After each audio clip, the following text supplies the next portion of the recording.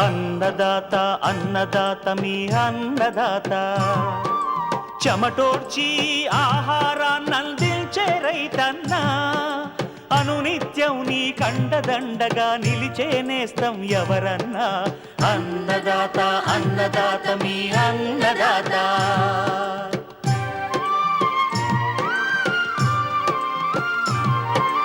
నూతన రీతుల సాగుబడికి, నూరింతలు పెరిగే దిగుబడికి సూచనలిచ్చే సస్య రక్షణకు, పశు పోషణకి శాస్త్ర విజ్ఞానం అందించి ముందుకు నడిపే తెలుగు రైతు భారతదేశానికి మకుటం అయ్యేలా తీర్చిదిద్దే ఆశయంతో మిమ్ము మేలు కొలిపేది అన్నదాత.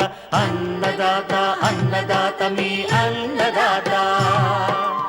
అన్నదాత అన్నదాత మీ అన్నదాత.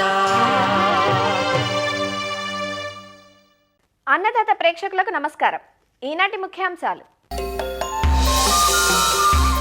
మిరప నాణ్యత పెంచే కోతానంతర జాగ్రత్తలు, చాందిని పూల సాగులో అధిక దిగుబడికి పాటించాల్సిన మెలకువలు, చేపల పెంపకం లాభదాయకంగా ఉండేందుకు రైతులు చేపట్టాల్సిన యాజమాన్య పద్ధతులు, ఇంకా జై కిసాన్ వ్యవసాయ సమాచారం.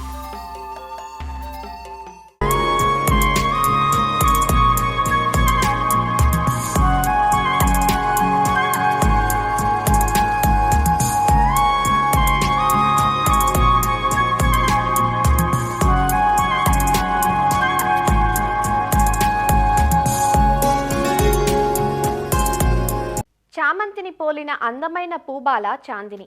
చాందినిని వార్షిక చామంతిగా పిలుస్తారు. విడిపూల కోసం వాడతారు. చాందినిలో తెలుపు, పసుపు రెండు రకాలు ఉన్నప్పటికీ తెలుపు రంగు పూలకు వాణిజ్యపరంగా మంచి గిరాకీ ఉంది. చామంతి పూతకాలం అయిపోయేటప్పటికీ జనవరి, ఫిబ్రవరి మాసాల నుంచి చాందిని పూలు మార్కెట్లో అందుకుంటాయి. చాందిని మొక్కలను అక్టోబర్ మాసం నుంచి డిసెంబర్ మాసం వరకు దఫదఫాలుగా నాటుకుంటారు. 130 నుంచి 150 రోజుల పంటకాలం కలిగిన చాందిని నుంచి వరుసగా 80 నుంచి 120 రోజుల పాటు ప్రతిరోజు పూల దిగుబడి పొందే అవకాశం ఉంది. ప్రస్తుతం తోటలన్నీ మొగ్గ, పూత దశలో ఉన్నాయి. చాందిని నుంచి మంచి పూల దిగుబడి కోసం సాగులో పాటించాల్సిన మెలకువలను శ్రీ కొండా లక్ష్మణ్ తెలంగాణ ఉద్యాన విశ్వవిద్యాలయం రాజేంద్రనగర్లోని ఉద్యాన కళాశాల ఆచార్యులు డాక్టర్ పి ప్రశాంత్ నుంచి తెలుసుకుందాం. ఈరోజు మనము చాందిని అంటే దండల చామంతి గురించి తెలుసుకుందాం.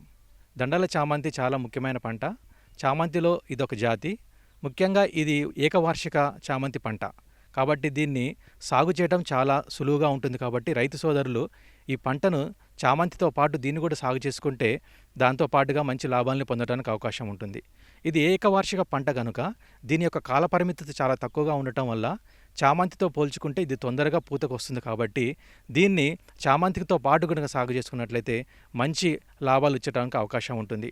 ముఖ్యంగా దీన్ని కనుక గమనించినట్లయితే ఇది చాలా గట్టి పంట కూడా, చాలా తెగులను, చెడుపెడులను కూడా తట్టుకోవడానికి ఆస్కారం ఉండే పంట. ముఖ్యంగా ఈ పంటను కనుక గమనించినట్లయితే ఈ పంట మనకి 1 మీటర్ వరకు పెరుగుతుంది. దీంట్లో శాఖీయంగా కూడా ఎక్కువ కొమ్మలు ఉండటం వల్ల పూల దిగుబడి కూడా ఎక్కువగా ఉంటుంది. ఇందులో కనుక మనం రకాలను కనుక గమనించినట్లయితే తెలుపు మరియు పసుపు రంగు రకాలు ఎక్కువగా ఉన్నాయి. ఈ పసుపు రంగు రకాల కంటే తెలుపు రంగు రకాలకి మంచి గిరాకీ ఉంటుంది మార్కెట్లో. ఈ రకాలని మనం ఎన్నుకొని సాగు చేసుకోవాల్సి ఉంటుంది. ముఖ్యంగా ఈ పంటని కనుక మనం గమనించినట్లయితే ఈ పంట నులి పురుగులను కూడా తట్టుకోవడానికి ఆస్కారం ఉంది. అంతేకాకుండా ఈ పంట మనము ఎక్కువ లవణం ఉన్న నేలల్లో కూడా సాగు చేసుకోవచ్చు. అంటే 7.5 కన్నా ఎక్కువ ఉదజని సూచిక ఉన్న నేలల్లో కూడా సాగు చేసుకోవచ్చు. దీన్ని కట్ ఫ్లవర్గా కూడా సాగు చేసుకోవచ్చు, లేకపోతే విడిపూలుగా కూడా సాగు చేయడానికి అవకాశం ఉంటుంది. దీని వాతావరణ పరిస్థితులు కనుక మనం గమనించినట్లయితే ఇది అధిక ఉష్ణోగ్రతలని కానీ ఎక్కువ వర్షపాతాన్ని తట్టుకోలేదు. వర్షాలు ఎక్కువ ఉన్న సమయంలో దీన్ని కనుక మనం నాటుకున్నట్లయితే పూలు వర్షాలకి వడలిపోవడం జరుగుతుంది. పూల యొక్క నాణ్యత బాగా తగ్గిపోతుంది. అంతేకాకుండా అధిక ఉష్ణోగ్రతలు అంటే 35 కన్నా ఎక్కువ డిగ్రీల సెంటీగ్రేడ్ ఉష్ణోగ్రతలు ఉన్న సమయంలో కూడా దీన్ని సాగు చేయడానికి అనుకూలంగా ఉండదు. పూల నాణ్యత, దిగుబడి ఎక్కువగా తగ్గిపోతుంది. కాబట్టి దీన్ని కనుక సాగు చేయడానికి మనకి మినిమం ఉష్ణోగ్రతలు 16 డిగ్రీల సెంటీగ్రేడ్, మ్యాక్సిమం మ్యాక్సిమం ఉష్ణోగ్రతలు 30 నుంచి 35 డిగ్రీల సెంటీగ్రేడ్ ఉన్న సమయంలోనే దీన్ని సాగు చేసుకోవడానికి అనుకూలంగా ఉంటుంది. అంతేకాకుండా దీని నేలని కనుక గమనించినట్లయితే ఇది ఎర్ర గరప నేలలు, సారవంతమైన ఎక్కువ సేంద్రియ పదార్థం ఉన్న నేలలు, అంతేకాకుండా మురుగునీరు ఇంకిపోయే ఎక్కువ నేలల్లో సాగు చేయడానికి అనుకూలంగా ఉంటుంది. ఎందుకంటే చామంతిలో వేరు వ్యవస్థ పైన ఉండటం వల్ల దీని పీచు వేర్లు పైన ఎక్కువ విస్తరిస్తాయి కనుక దీనిలో మురుగునీరు వ్యవస్థ అంటే డ్రైనేజ్ ప్రాపర్గా ఉన్న నేలలోనే సాగు చేసుకున్నట్లయితే వేరుకుళ్ళు రాకుండా ఉంటుంది. కాబట్టి అలాంటి నేలనే ఎన్నుకోవాల్సి ఉంటుంది. దీని కాల పరిమితిని దీన్ని నాటుకునే సమయాన్ని కనుక గమనించినట్లయితే ముఖ్యంగా రైతు సోదరులు ఈ పంటను సెప్టెంబర్ మాసంలో కనుక విత్తుకున్నట్లయితే నారు పోసుకుని, ఇది విత్తనం ద్వారా ప్రవర్ధనం చేసేది. మామూలు చామంతి అయితే మనం కొమ్మ కత్తిరింపులు కటింగ్స్ ద్వారా మనం ప్రవర్ధన చేసుకుంటాం, దాని కటింగ్లో నాటుకుంటాం. కానీ ఇది మాత్రము విత్తనం ద్వారా మనం చేసుకోవాల్సి ఉంటుంది. ఆ విత్తనం ద్వారా చేసుకోవడం కాబట్టి దీన్ని నార్మల్లో పెంచుకోవాల్సి ఉంటుంది. కాబట్టి విత్తనాన్ని మనము సెప్టెంబర్ మాసంలో కనుక విత్తుకొని నెల రోజుల తర్వాత అంటే అక్టోబర్ నవంబర్ మాసాల్లో కనుక నాటుకున్నట్లయితే దఫలవారీగా నాటుకున్నట్లయితే మనము దీన్ని పూలు మార్చి వరకు కనుక పొందడానికి అవకాశం ఉంటుంది. ఒక ఎకరానికి మనం సరిపడా విత్తనం కావాలంటే 250 నుంచి 300 గ్రాముల విత్తనం సరిపోతుంది.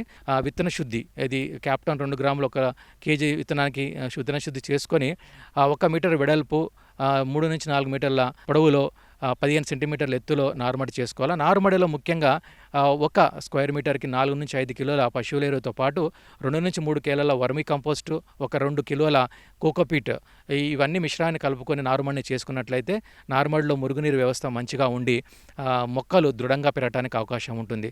మొక్కలు నాటుకున్న టైంలో నారుమడిలో వరుసల్లో నాటుకోవాల్సి ఉంటుంది. నాటుకున్న తర్వాతకి వారం నుంచి 10 రోజుల్లో మొక్కలు మొలకెత్తుతాయి. మొలకెత్తిన తర్వాతకి 2 వారాలకి మనం ఒకసారి 19 1 గ్రామ్ మొక్కలు రెండింటి కలిపి పిచికారి చేసినట్లయితే మొక్కలు దృఢంగా పెరుగుతాయి. నారుమడి పెంచుకున్న తర్వాతకి 30 నుంచి 35 రోజుల వ్యవధిలో దీన్ని ప్రధాన పొలంలో నాటుకోవాల్సి ఉంటుంది. 4 నుంచి 6 ఆకులు వచ్చిన తర్వాత ఆ వయసులో మొక్కల్ని నాటుకున్నట్లయితే దృఢంగా మొక్కలు పెరిగి ఏపుగా పెరిగి మనకి మంచి దిగుబడి వచ్చే అవకాశం ఉంటుంది. నేలను తయారీ విషయంలో చూసుకున్నట్లయితే 1 ఎకరానికి 8 నుంచి 10 టన్నుల పశువుల ఎరువు వేసుకోవాల్సి ఉంటుంది. అంతేకాకుండా 1 ఎకరానికి ఆఖరి దిక్కులో మనము 200 కిలోల సింగిల్ సూపర్ ఫాస్ఫేట్, 50 నుంచి 60 కిలోల మ్యూరేట్ ఆఫ్ పొటాష్ వేసుకోవాల్సి ఉంటుంది. దీనితో పాటు నత్రజని ఎరువు అయిన యూరియాని కూడా మనము 50 కిలోలు 1 ఎకరానికి కనుక వేసుకోవాల్సి ఉంటుంది. ఇలా వేసుకున్న తర్వాతకి ఆ మొక్కలను మడులు చేసుకొని ఆ తర్వాతకి మొక్కలు నాటుకోవాల్సి ఉంది. నాటుకోవడానికి మనము 30 సెంటీమీటర్లు ఇంటూ 30 సెంటీమీటర్ల దూరంలో నాటుకోవాల్సి ఉంటుంది. ఇలా మనకి 1 ఎకరానికి సుమారు 40 నుంచి 45 వేల మొక్కలు పడతాయి. కాబట్టి ఈ విధంగా నాటుకున్నట్లయితే మొక్కలు మంచిగా పెరగడానికి, ఎక్కువ వేపుగా పెరగడానికి, మొక్కలు పెరగడానికి మరియు శాఖీయంగా ఎక్కువ కొమ్మలు రావడానికి ఈ దూరంలో నాటుకుంటే మంచి ఎక్కువ అవకాశం ఉంటుంది. కాబట్టి ఈ విధంగా మొక్కలు నాటుకోవాల్సి ఉంటుంది. నాటుకున్న తర్వాతకి 30 రోజులకి మొక్కలు పెరుగుతున్న సమయంలో 30 రోజులకి రెండో దఫాగా పైపాటుగా నత్రజని ఎరువు అయిన యూరియాని 50 కిలోలు 1 ఎకరానికి కనుక వేసుకున్నట్లయితే మొక్కలు బాగా శాఖీయంగా ఎక్కువ కొమ్మలతో పెరిగి ఎక్కువ దిగుబడి వచ్చే అవకాశం ఉంటుంది. అంతేకాకుండా నీటి యాజమాన్యాన్ని కనుక చూసుకున్నట్లయితే వాతావరణ పరిస్థితులను బట్టి నీరు ఇచ్చుకోవాల్సి ఉంటుంది. డ్రిప్ ద్వారా అయితే నీరు ఇచ్చినట్లయితే ప్రతి మొక్కకు 400 నుంచి 500 మిల్లీలీటర్ల నీరు ఇవ్వవలసి ఉంటుంది.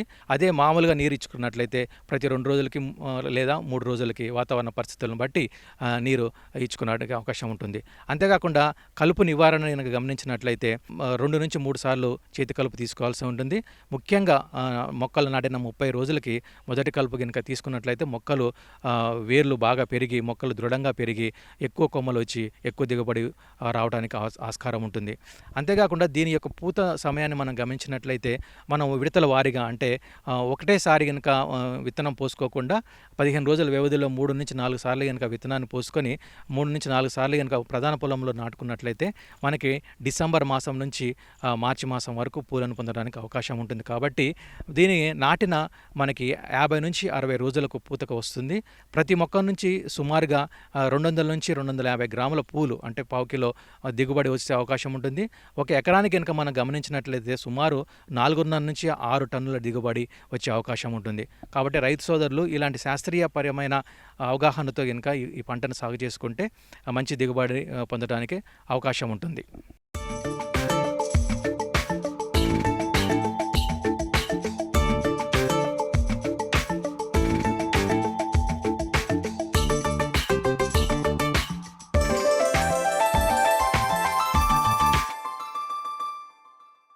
ఉభయ తెలుగు రాష్ట్రాల్లో సాగవుతున్న ప్రధాన వాణిజ్య పంట మిరప. విశ్వ విఫణిలో మనం పండించే మిర్చికి మంచి పేరుంది. గుంటూరు, వరంగల్, ఖమ్మం జిల్లాలు మిరప సాగుకు పెట్టింది పేరు. అయితే ఏటికేడాది మిరప సాగులో సమస్యలు పెరుగుతున్నాయి. ప్రస్తుతం అన్ని ప్రాంతాల్లో మిరప చేలల్లో కోతలు చేస్తున్నారు. మిర్చి సాగంతా ఒకెత్తైతే కోత అనంతర జాగ్రత్తలు మరో ఎత్తు. మిరప రైతులు కోత సమయంలోనూ కోత అనంతరం సరైన జాగ్రత్తలు తీసుకుంటే కొంతవరకు నష్టాలను అధిగమించే వీలుంది. కోత, ఆరుదల సమయంలో చేపట్టాల్సిన ఆ జాగ్రత్తలేవో ఇప్పుడు తెలుసుకుందాం. మిరప పంట రకాల ఎంపిక, పంట వేసే సమయం మరియు వాతావరణ పరిస్థితులను బట్టి 150 నుంచి 180 రోజుల్లో చేతికంది వస్తుంది. నారు నాటిన 50 నుంచి 60 రోజులకు పూత వస్తుంది. పూత వచ్చిన సుమారు నెల రోజులకు పంట మొదలవుతుంది. మొదటి పంటను పచ్చిమిరప కింద కోసి తీసుకుంటారు. అనంతర కోతలను ఎండుమిర్చికి వదులుతారు. మిరపలో మంచి దిగుబడులు పొందటానికి రకాల ఎంపిక చాలా ముఖ్యం. ఎకరాకు సూటి రకాలైతే 25 క్వింటాళ్లు, హైబ్రిడ్ రకాల్లో 35 నుంచి 45 క్వింటాళ్లు ఎండుమిర్చి దిగుబడి రావటానికి అవకాశం ఉంటుంది. మిరపకాయల రంగు, ఘాటు, నాణ్యతను నిర్దేశిస్తాయి. మిరప నాణ్యతా ప్రమాణాలలో తేమ ప్రముఖ పాత్ర వహిస్తుంది. కాయలు కోసినప్పుడు 75 నుంచి 80% తేమ ఉంటుంది. దీనిని 10 నుంచి 11% వచ్చే వరకు ఆరబెట్టుకోవాలి. కాయ పొడవుగా ఉండి గింజల శాతం, వాటి బరువు, మంచి రంగు, ఘాటు కలిగిన కాయలు నాణ్యమైనవి. మిరప సాగులో కోతకు ముందు తీసుకోవాల్సిన జాగ్రత్తలేంటో చూద్దాం. కోతకు ముందే పంటకు నీటి తడులివ్వాలి. కాయ కోతకు కనీసం 15 రోజుల ముందు నుండి ఎటువంటి సస్యరక్షణ మందులు పిచికారీ చేయకూడదు. చేసినట్లయితే మిరపకాయల మీద అవశేషాలుండే ప్రమాదం ఉంటుంది. మిరప కోత సమయంలోనూ కోత అనంతరం తీసుకోవాల్సిన జాగ్రత్తలేంటో చూద్దాం. మొక్కల మీద పూర్తిగా పక్వానికి వచ్చి రంగు వచ్చిన కాయలను పొడి వాతావరణం ఉన్న సమయాల్లో మాత్రమే కోయాలి. కాయల్ని మొక్క మీద మరీ ఎక్కువగా పండనిస్తే కాయలు ముడతలు పడడమే కాకుండా సూర్యరశ్మి అధికంగా సోకి రంగు తగ్గి నాణ్యత కోల్పోతాయి. అలానే కాయ మొక్క మీద అరపండినట్లయితే కాయ పండిన వెంటనే ముడతలు పడి నాణ్యత కోల్పోతుంది. కాయలు పండిన తరువాత ఎక్కువ కాలం మొక్క మీద ఉంచినట్లయితే ఎండిన తరువాత పాలిపోయినట్లు కనిపిస్తాయి. అందువల్ల కాయలను రంగు తిరిగిన వెంటనే కోయాలి. ఇలా కోసినట్లయితే ఎండిన తరువాత తొడిమ ముడత పడక కాయలకు మంచి నిగారింపు వస్తుంది. వీలైనంతవరకు కాయకుళ్ళు తెగులు, కాయతొలుచు పురుగు ఆశించిన కాయలను వేరు చేసుకోవాలి. కాయ నాణ్యత, దిగుబడులు పెరగాలంటే సరైన సమయంలో కోయటంతో పాటు ఎప్పటికప్పుడు పండిన కాయలను తరచుగా వీలైనన్ని ఎక్కువసార్లు అంటే 7 నుంచి 8 కోతలు కోయాలి. కాయలు కోసిన తరువాత ఒకరోజు రాశిగా పోసి పట్టాలతో కప్పినట్లయితే కాయలన్నీ సరిసమానంగా పండుతాయి. కాయలు నేలపై నేరుగా గాని లేక ఇసుక లేదా పేడ అలికిన కళ్ళాలపై గాని ఆరబెట్టకూడదు. ఇలా ఆరబెట్టినట్లయితే ఆస్పరిజిల్లస్ అనే శిలీంధ్రం వలన ఆఫ్లాటాక్సిన్ అనే విష పదార్థాలు సోకే ప్రమాదం ఉంటుంది. దీనివలన కాయ నాణ్యత దెబ్బతింటుంది. కోసిన కాయలను పాలిథీన్ పట్టాల మీద కానీ శుభ్రమైన కాంక్రీటు కళ్ళాల మీద మాత్రమే ఆరబెట్టుకోవాలి. 10% మించి ఎక్కువగా తేమ ఉండకుండా కాయలను పలుచగా పోసి కనీసం 15 నుంచి 20 రోజుల పాటు తిరగతిప్పుతూ ఎండబెట్టుకోవాలి. కాయలు ఎండకపోతే రంగును, మెరుపును త్వరగా కోల్పోతాయి. కాయలను రాత్రిళ్లు మంచుబారిన పడకుండా పరదాలు కప్పి ఉంచుకోవాలి. కాయలను ఎండబెట్టేటప్పుడు దుమ్ము, ధూళి, చెత్త చెదారం చేరకుండా శుభ్రంగా చేసుకోవాలి. తెగులు ఆశించిన తాలుకాయలు ఏరి వేరు చేసుకోవాలి. అకాల వర్షాలకు గురికాకుండా, మంచుబారిన పడకుండా, రంగు కోల్పోకుండా ఆధునిక డ్రయ్యర్లలో లేదా బ్యారెళ్లలో గానీ ఎండబెట్టి నాణ్యమైన మిరపకాయలను పొందవచ్చు. ఇలా ఎండబెట్టుకున్న మిరపకాయలను నిల్వ చేయడానికి తేమ లేనటువంటి పొడి గోనె సంచులను వాడుకోవాలి. ఎండిన కాయలను గోనె సంచులలో నింపేటప్పుడు కాయలపై నీరు చల్లకూడదు. నిల్వ చేసిన బస్తాలకు తేమ తగలకుండా అడుగున చాపలు లేదా వరిపొట్టు, కర్ర చెక్కలు లాంటివి పరుచుకోవాలి. గోడల నుండి 50 నుంచి 60 సెంటీమీటర్లు ఎడంగా బస్తాలను పేర్చుకోవాలి. శీతలీకరణ గిడ్డంగుల్లో నిల్వ చేస్తే కాయలు 8 నుంచి 10 నెలల వరకు రంగు నాణ్యత కోల్పోకుండా ఉంటాయి. కాయలు రంగు రావటానికి నిషేధిత కృత్రిమ రంగులను వాడకూడదు. నిల్వ చేసిన మిరపకాయలను అప్పుడప్పుడు ఎండబెడుతూ ఉండాలి. ఇలా అన్ని రకాల జాగ్రత్తలు పాటించినట్లయితే మిరపలో నాణ్యమైన దిగుబడులు రైతులు పొందవచ్చు.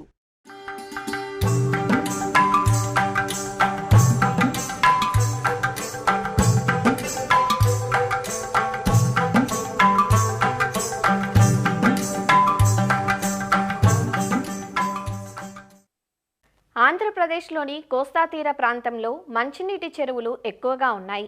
వీటిలో కార్పు రకాలైన బొచ్చె, రోహు, మృగాల వంటి చేప రకాలను పెంచుతూ ఉంటారు. కార్పు చేపల పెంపకంలో విత్తనం, మేతల ఖర్చులు బాగా పెరిగిపోయాయి. సాధారణంగా అధిక శాతం రైతులు చేప పిల్లల కోసం నర్సరీలపై ఆధారపడుతుంటారు. చేప పిల్ల పరిమాణం, వయస్సును బట్టి పెంపక కాలం ఆధారపడి ఉంటుంది. కాబట్టి రైతులే సొంతంగా పిల్లను మూడంచెల పద్ధతిలో పెంచుకొని సైజు వచ్చాక పెంపక చెరువుల్లో నిల్వ చేస్తే ఖర్చులు కొంతవరకు తగ్గుతాయి. వీటితో పాటు వెన్నామి రొయ్యలను కలిపి పెంపకం చేసినప్పుడు రైతులు అదనపు ఆదాయం పొందే వీలుంటుందంటూ వివరాలు తెలియజేస్తున్నారు ఆచార్య ఎన్జీ రంగా వ్యవసాయ విశ్వవిద్యాలయం, నెల్లూరు జిల్లా కృషి విజ్ఞాన కేంద్రం మత్స్యశాఖ విభాగం శాస్త్రవేత్త డాక్టర్ హరిసాధు. కార్పు చేపల పెంపకం అనేది 3 టైర్ విధానంలో జరగాలి. 3 టైర్ విధానం అనగా నర్సరీ విధానం ఒకటి, రీరింగ్ విధానము, అలానే గ్రోఅవుట్ విధానం. నర్సరీ విధానంలో దాదాపు 3 నెలల పాటు ఈ స్పాన్ని మనం సాగు చేసినట్లయితే దాదాపు నర్సరీ చెరువుల యొక్క విస్తీర్ణము 10 నుంచి 20 సెంట్ల లోపు ఉండొచ్చు. సుమారు 3 నెలల కాలంలోనే మనకు 30 గ్రాముల సైజుకు వస్తాయి. అయితే ఈ నర్సరీ చెరువుల్లో ఈ ప్రోటీన్ శాతం ఎక్కువ ఇవ్వాలి కాబట్టి వేరుశనగ చెక్క, తవుడు మనం సమపాళ్ళలో ఇచ్చినట్లయితే నర్సరీ చెరువుల యాజమాన్యం అనేది సాగిపోతుంది. తర్వాత ఈ నర్సరీ చెరువుల్లో ఉండేటటువంటి చేప పిల్లలని దాదాపు 6 నుంచి 9 నెలల పాటు రీరింగ్ చెరువుల్లో మనం సాగు చేయాలి. అలా రీరింగ్ చెరువుల్లో మనం సాగు చేసినట్లయితే సుమారు 150 నుంచి 200 గ్రాముల సైజుకి 9 నెలల కాలంలోనే చేరే అవకాశం ఉంటుంది. తదుపరి మనం ఈ రీరింగ్ చెరువుల నుంచి వచ్చేటటువంటి చేపలను మనం పట్టుబడి చేసి పెంపక చెరువుల్లో సాగు చేసినట్లయితే పెంపక చెరువుల్లో దాదాపు 6 నుంచి 7 నెలలకే కిలో నుంచి 1.5 కిలో సైజు వచ్చే అవకాశం ఉంటుంది. విధిగా 7 బారిన పిల్లలను సాగు చేసినట్లయితే మాత్రమే మనకు కార్పు చేపల పెంపకంలో సాగు ముందుకు పోయే అవకాశం ఉంది. అలా కాకుండా రైతులు ఈ దళారుల నుంచి చేపలను కొని సాగు చేసినట్లయితే ఈ 4 నుంచి 5 నెలల వయసు ఉండేటటువంటి చేపలని 7 బారిన పిల్లలుగా చెప్పడం జరుగుతుంది. అలాంటి చేపలను మనం రైతులు తీసుకొచ్చి సాగు చేసినట్లయితే పంట కాలం పెరిగిపోయి మేత ఖర్చు పెరిగిపోయి నష్టాలు పడే అవకాశం ఉంటుంది. కనుక ప్రతి రైతు కూడా విధిగా ఈ 3 విధానాలని వారి యొక్క చెరువుల్లో పాటించాలి. కార్పు చేపల పెంపకంలో దీనికి ఉండేటటువంటి లిమిటేషన్స్ దీనికి ఉన్నాయి. అందులో ప్రధానంగా మనకు మేత ఖర్చు పెరిగిపోయింది. యాజమాన్య పద్ధతుల మీద మందులైతేనేమి, మిగతా అంశాల మీద అయితేనేమి, లేబర్ విషయంలో అయితేనేమి అన్ని విధాల మనకు ఖర్చు పెరిగిపోయినందువలన కిలోకి దాదాపు 90 రూపాయల వరకు పంట ఖర్చు అవుతా ఉందన్నమాట. రైతు అమ్మేటప్పుడు 120 రూపాయలకు అమ్మగలుగుతున్నాడు. అంటే కిలోకి 30 రూపాయలు మాత్రమే ఆదాయం వచ్చే పరిస్థితి ఉంది. అలా ఈ కార్పు చేపల పెంపకంలో మనం ఎకరాకి 3000 చేపల సాగు చేసి 3 టన్నులు తీసినప్పటికి కూడా దాదాపు 10 నెలలు లేదా సంవత్సరానికి కేవలం 1,00,000 రూపాయల ఆదాయాన్ని మించి రావట్లా. ఇలా 3 టైర్ సిస్టమ్ పాటించిన పక్షంలో 2 సంవత్సరాల్లో 3 క్రాపులు తీయగలుగుతాం కనుక ఎకరాకి 2 సంవత్సరాల్లో 3 లక్షల వరకు సంపాదించే అవకాశం ఉంటుంది.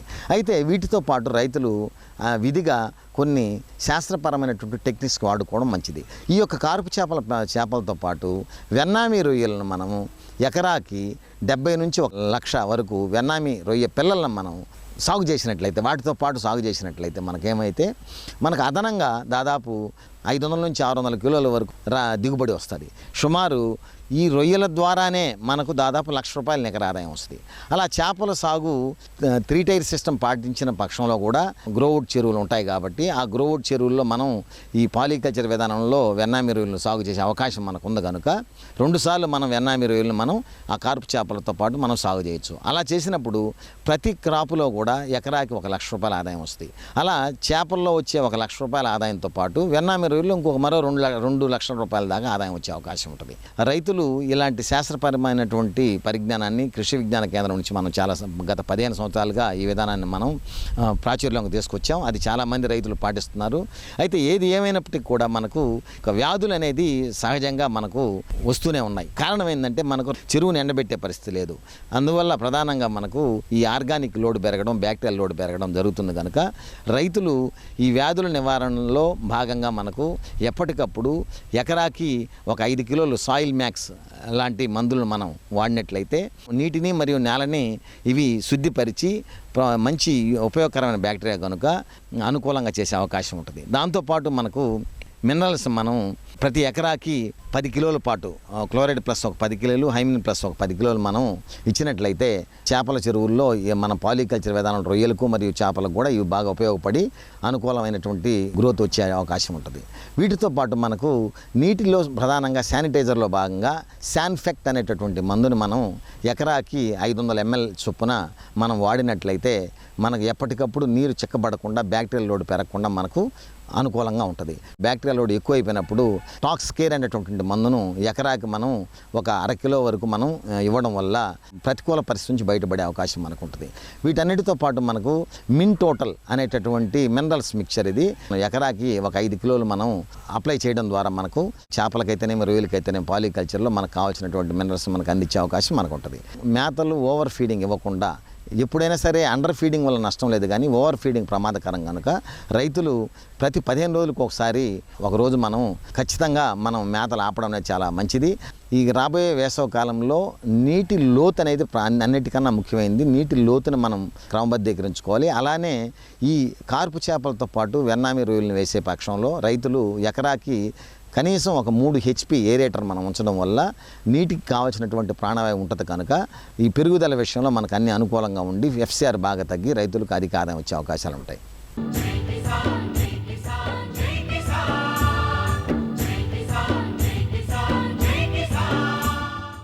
వ్యవసాయ సమాచారం ఇప్పుడు జై కిసాన్లో చూద్దాం. పార్వతీపురం మన్యం జిల్లా రస్తా కుంటుబాయి కృషి విజ్ఞాన కేంద్రంలో కిసాన్ మేళా కార్యక్రమం జరిగింది. ఇందులో భాగంగా రైతులకు సాగులో సూచనలతో పాటు నూతన రకాలను శాస్త్రవేత్తలు పరిచయం చేశారు. అలానే రైతులకు అందుతున్న రాయితీలు, ప్రభుత్వ పథకాల గురించి అధికారులు వివరించారు. రైతులు సమీకృత వ్యవసాయంపై దృష్టి సారించాలని, సంఘాలుగా ఏర్పడి పంటను మార్కెట్ చేసుకోవాలని సూచించారు. ఈ కార్యక్రమానికి అధిక సంఖ్యలో రైతులతో పాటు ఆంగ్రూ ఉపకులపతి డాక్టర్ శారదా జయలక్ష్మి, స్థానిక అధికారులు, ప్రజాప్రతినిధులు హాజరయ్యారు. గిరిజన రైతులు పండించే సహజ ఉత్పత్తులు, విలువ జోడింపు ఉత్పత్తులను స్టాళ్లు ఏర్పాటు చేసి ప్రదర్శించారు. రైతు పండించినటువంటి పంటలు ఏవైతే ఉన్నాయో అవన్నీ కూడా ఏ విధంగా మీరు పండిస్తున్నారు, అలాగే ఏ విధంగా దిగుబడి అందుతున్నాయి, ఇవన్నీ కూడా తెలుసుకోవడానికి ఇలాంటివన్నీ కార్యక్రమాలు చేయడం జరుగుతుంది. ఈ ప్రాంతం కెమికల్స్ లేని వ్యవసాయం చేయడానికి అనువైనటువంటి ప్రాంతం. స్టాల్స్ అన్నిటినీ చూసినప్పుడు ఇక్కడ రైతులకు ఏ పంటలైతే మంచి ఆదాయాన్ని ఇస్తాయో ఆ పంటలను మా యూనివర్సిటీ తరపు నుంచి మేము ప్రమోట్ చేయాలని ఆశిస్తున్నాము. కిసాన్ మేళా అంటే రైతులందరూ ఒక చోట కూడి మరింత అభివృద్ధి ఎలా కావాలని మాట్లాడుకునేటువంటి ఒక వేదిక. మనం వరి వేశాం, కానీ తక్కువ కాలంలో తక్కువ వ్యాధులతో ఎక్కువ పంటనిచ్చేటువంటి మెరుగైన రకాలు ఏమున్నాయో మనం తెలుసుకోవాలి అంటే ఇక్కడ మీరు చూస్తే మొదటి స్టాల్లో అనేక రకాలైనటువంటి విత్తనాలని వేలాడదీశారు. జీడి మామిడికి సంబంధించినటువంటి స్టాల్స్ ఉన్నాయి. వేరే వాళ్ళు ఎలాంటివి పండిస్తున్నారు, ఎక్కువ బరువు వచ్చేటువంటి గింజలు మనం కూడా మన తోటలో కూడా ఎక్కువ బరువు ఉన్నటువంటి జీడి మామిడి గింజలు రావాలి అంటే ఏం చేయాలని వాళ్ళని మనం ప్రశ్నించాలి. మరిన్ని విభిన్న అంశాలతో రేపటి అన్నదాతలో మళ్ళీ కలుసుకుందాం. నమస్కారం. అన్నదాతలు తమ సందేహాలు, సమస్యలను 1800-425-4085 టోల్ ఫ్రీ నెంబర్లో ఉదయం 10 గంటల నుంచి 11 గంటల మధ్య పని దినాలలో సంప్రదించగలరు. ఈ కార్యక్రమాన్ని యూట్యూబ్లో www.youtube.com/annadaata ETV లింక్ ద్వారా వీక్షించవచ్చు.